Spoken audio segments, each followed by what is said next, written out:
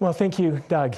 And this is something that, that weighs on my mind quite heavily because my sister is a type 1 diabetic. She was diagnosed at the age of 4 when she went into a coma. And we know as a family the challenges that she's now older, and she may not like that word, but she's older, she has 2 kids, and she's doing well. But throughout my entire childhood, we were a family that was struggling to make ends meet, and expensive medication was one of the things that impacted our family budget. And the price of insulin has only increased since then. And I, as a member of Congress, have met with parents of diabetics, and I hear their stories about rationing insulin and trying to make it stretch it throughout the end of the month to get by, and you just can't ration insulin. And so I know how much the price of insulin is affecting these families, and it's affecting their health, and sadly people have died because they have attempted to ration insulin because they can't afford it.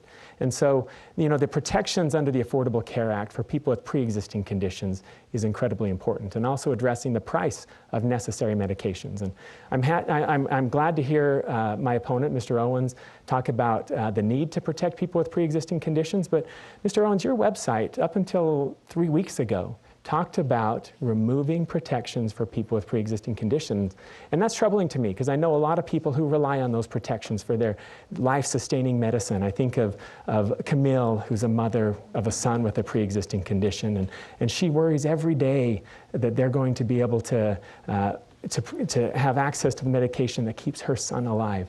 And you know, I was concerned to see that on your website. I know that you've updated it after we started talking about the need to protect people with pre-existing conditions, but simply saying that you want to protect people with pre-existing conditions is not going to protect them. We have to keep the protections in place right now. And I'd be curious what your plan is to protect those people, because simply saying it isn't going to do it. Mr. Owens, 45 seconds, your response? Well, if I had seen that on my website, I would have been concerned too. It never said that, my friends. I'm a cancer survivor. I understand what pre-existing conditions all about.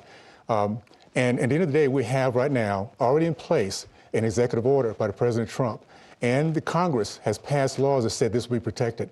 So to bring this up as an issue is using fear. And I'll be honest with you, you know, we have senior citizens out there.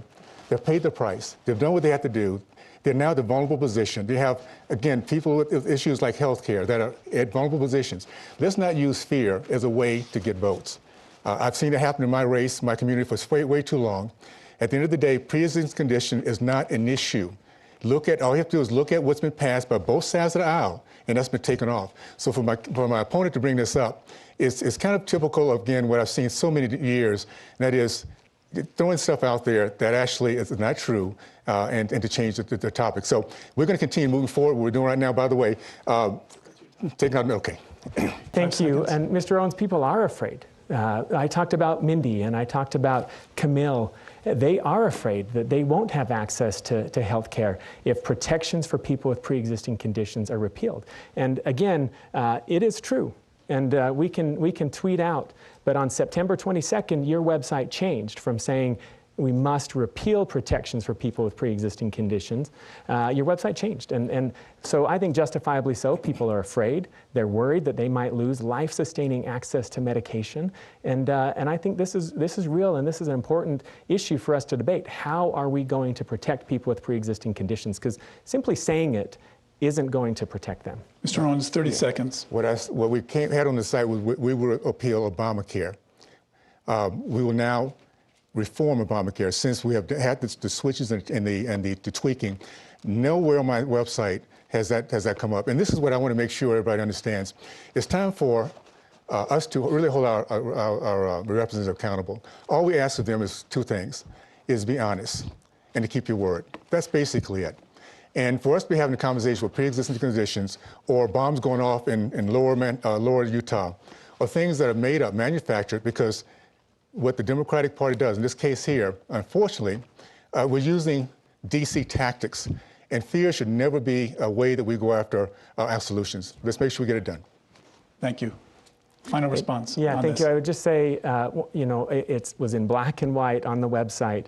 We saw it. I was concerned by it. Many people were concerned by it because they know how important this medication is. And so, Mr. Owens, what's true is true. And this was the position statement on your website that the Affordable Care Act must be repealed, which includes, and that includes these protections for people with pre-existing conditions. Now, your website changed on September 22nd, but I don't think you can sit here today and say that up is down and down is up.